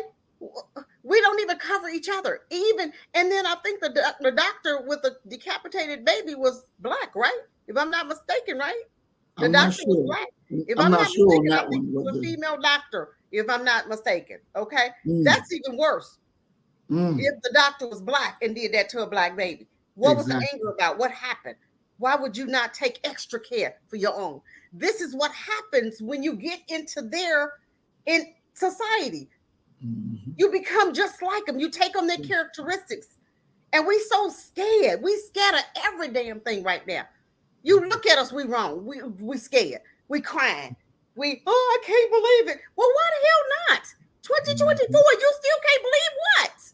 Exactly. It never changed. You only been free 150 years. And you act like everything. You act like these are not the same people that hung your ancestors, that cut the babies out your ancestors' bellies, that fed your ancestors' babies to alligators. These are still the same people. You're dealing with their children. We have to get our minds in the game because you're dying. You're dying for just being scared. You don't want to take a chance on going to jail. What am I going to go to jail for if ain't nobody? We got to stop. We need your own security team that you can call, that you ain't got to call police. We got men like yourself, Brother Maurice, who've been in the service. We need our own police department. We need our own protectors. Now, 811 is what we going to dial. We're going to call our own Deacons of Defense. That's what we need. It's time to do something different. How long are we going to complain about these crackers? They ain't going to never change. Now what? I rest my mic with that. Thank you, Sister Cassie. Doc, closing comments? Oh, just glad to be here, my brother. Love you all. And Mr. Drawful, me and Brother Maurice going to try and hold each other's feet to the fire and make sure we show up every day. Glad to see more people here, and would probably encourage people to invite somebody that you think would enjoy what we're doing, and don't be afraid to use that call-in number. We would love to bounce some ideas off of you. Peace. Exactly. Thank you, Doc. And again, we thank you all. We love you all. Remember, this is your program as well. We have to defend this house. If you have suggestions of topics you would like us to go over, please send it to us so we can get it on. But again, we love you and we thank you for coming. As we always say, you kill the nigga in you, I'm going to kill the nigga in me, and our God will reign supreme. We are Black First. Today, tomorrow, and forever. Love you, family. Peace and blessings. Assalamu alaikum. Shalom. Hey, so you better get the message and get it straight. You're going to need some bridge work. It's simple as that. Because we're living in judgment. We're living in implementation.